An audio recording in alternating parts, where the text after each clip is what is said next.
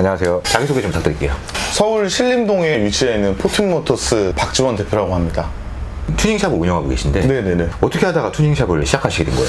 대학교 전공이 자동차과를 나왔고요. 네. 자동차는 진로가 여러 가지잖아요. 네. 정비도 있고 도장도 있고 사무직도 있어요. 도면 네. 그리고 이런 것도 있는데 앉아서 하는 일이 좀 안 맞더라고요. 그래서 현장 일을 택하게 됐는데 정비를 배워보니까 제가 추구하는 방향이랑 좀 먼 것 같아서 네. 제가 생각하는 정비는 하나의 부품이 고장나면은 왜 고장났는지 원인을 파악하고 그 제품을 고쳐서 쓰던가 그런 거를 생각했었는데 고장났네? 바꿔. 이렇게 되는 거예요. 그냥 단순 탈부착 정도?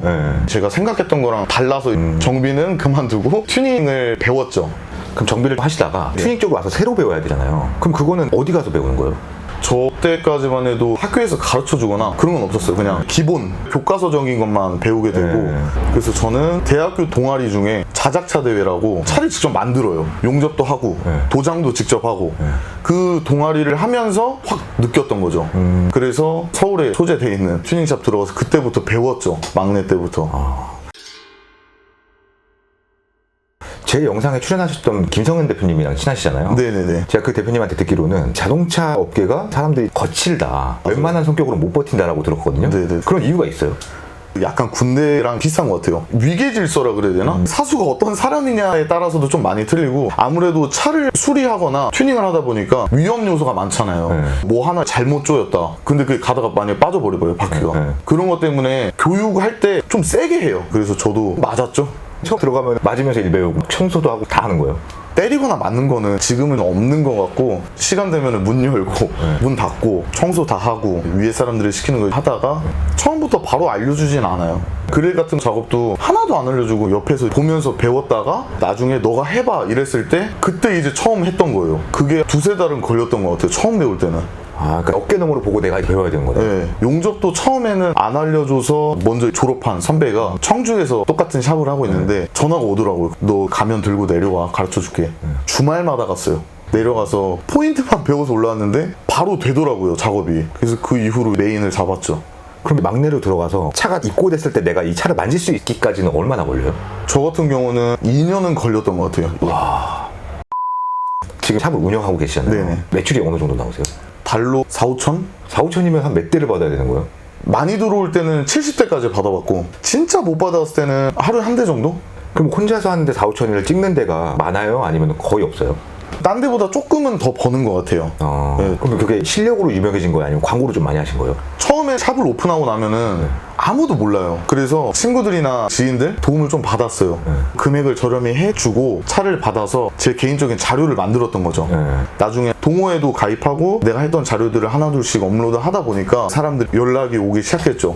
제가 알기로 좋은 차가 많이 들어오는 걸로 아는데 그건 카페에 가입해서 들어오는 거예요? 아니면 소문이 나서 그런 거예요? 제 입으로 좀 말하긴 그런데 어느 정도 좀 알아주시는 것 같아요, 지금은. 그럼 비싼 차를 튜닝을 하다가 잘못 만지면 어떻게 해요? 잘못 만지면 큰일 나기 때문에 처음 해본 작업이거나 리스크가 있는 작업은 고객분한테 먼저 고지를 해요. 나 이거 사실 처음이다. 근데 나한테 맡겨도 되시겠냐? 그런 거 얘기 안 하고 작업했다가 그냥 잘 되면은 좋은데 실수가 발생된다든지 그러면 제가 책임져야 되는 상황이잖아요. 그렇다고 책임을 분산시키기 위해서 제가 그렇게 얘기하는 건 아니고 차주분한테 사실대로 설명을 드리는 거죠. 그럼 만지셨던 차 중에 가장 심적으로 부담됐던 차 있어요? 람보죠. 범퍼 뜯고 내리는 거는 어떤 차들이든지 다 동일해요. 근데 그거는 한 번 잘못하면 수백이 날아가니까 금액적으로 부담이 제일 많이 되죠. 튜닝이 불법적인 튜닝도 있고 어느 정도 이제 합법인 튜닝이 있을 거 아니에요? 네네. 어떤 게 불법인지 좀 설명해 주세요. 그 등화류 개조, 전조등이나 사이드미러 거기서 바뀌면 안 돼요. 광량이라든지 사이드미러 깜빡이 보면 벤츠나 BM은 그냥 깜빡깜빡 이러잖아요. 아우디만 턴 시그널이잖아요. 근데 벤츠나 BM도 그렇게 바꿀 수가 있어요. 그렇게 바꿔놓고 나서 자동차 검사 때 가면은 빠꾸시켜요. 불법이어서? 네. 그냥 우리나라 법규가 그래요. 순정 상태가 아니면 이거는 불법이다. 그럼 어떻게 해요? 다시 원상복구를 해야 돼요. 배기 작업 같은 경우도 차량 띄워보면 하부에 소음기가 있는데 소음기를 교체하고 나서 데시벨 충족하고 소음기 형태가 달려 있으면은 그건 합법적으로 운행이 가능해요. 근데 소음기 형태 띄지 않고 그냥 파이프로만 해놓는 차량들이 있어요.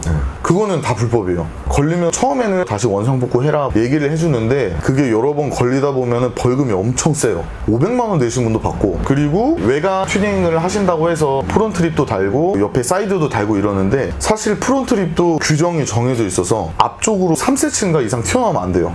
왜 그래요? 보행자를 치게 되면은 그게 아무래도 위험 요소로 들어가기 때문에 문제가 될 수도 있죠. 그러면 전조등 같은 거 말씀하셨는데 네. 레카들 밤에 보면은 빛 엄청 막 이렇게 달고 있잖아요. 네네. 그럼 불법이 아니에요? 나라에서 인정해주는 구급차나 소방차 합법인데 사설로 운영하시는 레카분들 있죠. 네. 보면 추가로 더 달아요. 거의 오징어배 그런 그렇죠, 것처럼 그렇죠. 네. 그거 다 불법이죠. 뒤에서 따라가면 눈이 엄청 부시더라고요. 도로가 안 보일 정도로. 그런 빛 관련해서 튜닝을 많이 하는 이유가 있어요? 자기를 알리는 거죠, 사실. 왜냐면 급하니까 빨리 가서 조치를 취해줘야 되는데 레카분들이 그렇게 해서는 안 되거든요. 법상. 그러면은 요 정도는 인간적으로 신고해라. 그런 정도의 튜닝이 있어요? 데시벨이 원래 정해진 게 100데시벨이에요. 승용 기준이고 슈퍼카나 고급 차량들은 조금 더 높아요. 근데 누가 들어도 와 이거 진짜 어디서 대포 쏜다 이런 사운드가 들릴 때가 있어요. 그거는 신고해 주시면 좋죠. 사람들이 튜닝하면은 뭐 구아방, 투스카니, 소위 말하는 양카 네. 그런 안 좋은 것들이 먼저 떠올리잖아요. 이런 거 보면은 튜닝샵 대표로서 어떤 생각이 들어요? 다 좋은데 굳이 그런 분들이 그런다는 게 아니고 진짜 파이프로만 짜놓으신 분들 되게 많아요. 매연 엄청 나오잖아요. 찢어지는 소리들도 나고 저는 그런 거는 별로인 것 같아요. 대표님이 손님이 왔어요. 네. 근데 양카처럼 이렇게 해달래요. 그러면 어떤 생각 들어요? 저는 말을 드려요, 처음에. 이렇게 하면 이런 식으로 되는데 그래도 괜찮으시냐? 저는 추천을 드리지 않는다. 그럼 차주분들이 잠깐 고민해요. 한 5분? 근데 그냥 해주세요라는 분들이 되게 많아요. 그럼 그냥 해드려요. 네. 그러면 갔다가 다시 올 것 같은데? 라고 했던 손님이 다시 와서 복구했던 사람도 있어요. 한 2분인가 계셨던 것 같아요. 막상 타고 나가니까 자기가 생각했던 그런 게 아닌 거죠. 그래서 다시 떼달라는 분들도 계시고. 이 일을 하면서 가장 기억에 남는 손님 있나요? 여자친구분이 몰래 저한테 돈 다 보내주시고 남자친구분한테 선물한 적이 있어요. 금액이 사실 커요. 근데 그거를 여자친구분이 흔쾌히 처음 봤어요. 저 원래 같이 오거나 그러거든요. 근데 아예 결제를 다 해버리고 그냥 남자친구분만 딱 보냈어요. 그럼 여성분이 직접 오셔서 자기 차를 하시는 경우도 많아요? 있어요. 저랑 같은 차 타시던 분이었는데 제 차 해놓은 거 보고 그대로 해달라고 하신 분들도 있고 제 블로그나 인스타 보면은 작업해놓은 사진들 있잖아요. 거기서 골라서 이렇게 만들어주세요 이렇게 하시는 분도 있죠. 그럼 남녀 성비는 어느 정도 돼요? 남자가 거의 90% 이상이죠.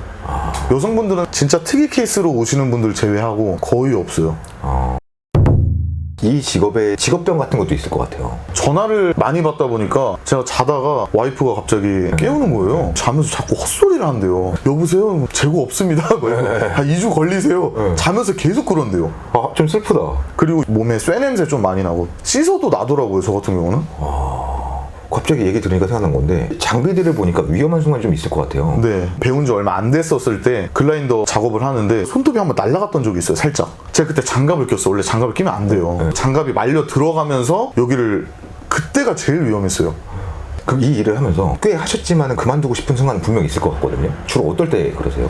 몸이 힘든 거는 버티고 하는데 가끔 정신적으로 힘든 경우들이 많죠. 진상 손님이라기보다는 커뮤니케이션이 전혀 안 되시는 분, 이분이 이런 걸 요청해서 작업해드렸는데 자기는 그러지 않았다 이런 식으로 하시는 분들도 있고 몇 번 그런 일이 있어서 그 이후로는 녹음을 좀 해요. 왜냐면 좀 확실해야 되고 서로 오해가 있는 거는 풀고 그런 식으로 진행해야 되는데 그럴 때 조금 힘들긴 해요. 그러면 이 일을 하시면서 가장 보람됐던 적? 차주분들이 믿고 차량을 맡겨주시는 거잖아요, 저한테. 다 완성되고 피드백 받을 때 차주분들이 그걸 좀 격하게 표현해 주시는 분들이 있어요. 그럴 때 많이 느껴요. 보람 같은 거를. 그럼 이 영상을 보고 나도 튜닝 좀 해보고 싶다라고 생각하시는 분들이 생기실 것 같아요. 그런 분들께 한마디 해주신다면 뭐가 있을까요? 자기 차량에 자기만의 색깔을 불어넣는 거라고 생각을 하는데 되게 좋다고 생각해요. 근데 좀 과하지 않는 선에서 불법적인 요소가 없는 상태에서 튜닝 문화가 좀 정착도 되고 그렇게 하면 좋을 것 같아요. 수고하셨습니다. 감사합니다.